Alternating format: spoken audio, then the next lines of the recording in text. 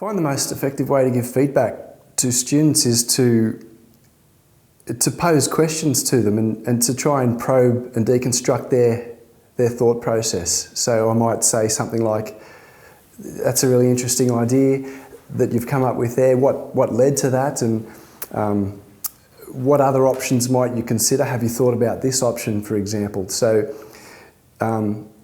rather than giving direct, oh, that's not a great idea or that's a fantastic idea, it's more along the lines of what led you to that and what else might you have considered? I find the most effective way to give feedback is,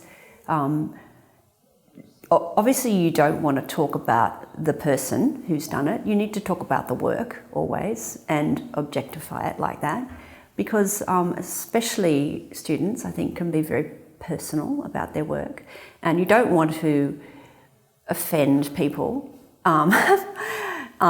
because then they get offside and it doesn't allow them to grow. So it's important to talk about the work and what it is.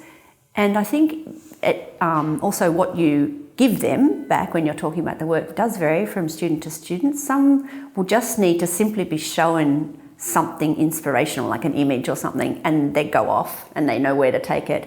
And others need a lot more help. They really need you to give them the first idea.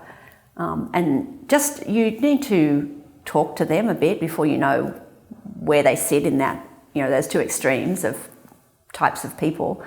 The way in which I give feedback to students, I would have to say, is almost exactly the same as the way I do it within practice.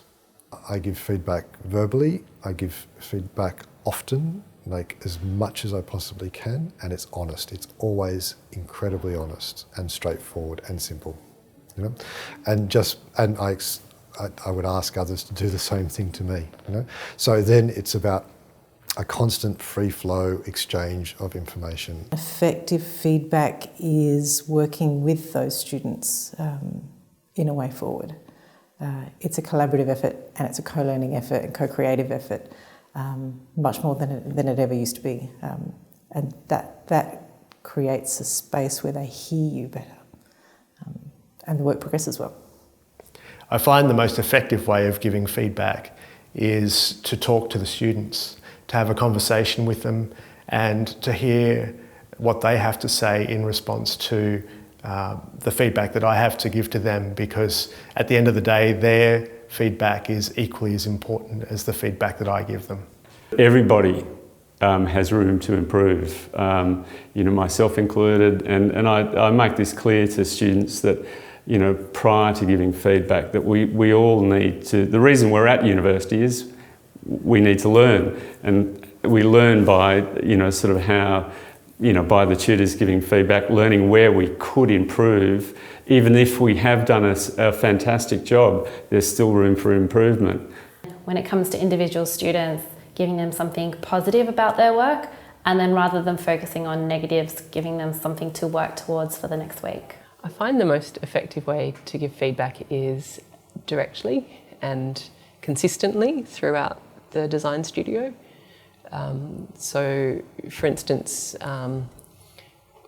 working in groups, I find it's important to go around the group and give each person feedback equally. And that's not to say it's the same feedback, but to find something positive about the student's work, and then, to emphasise that at the same time as pointing out some areas which might not be successful.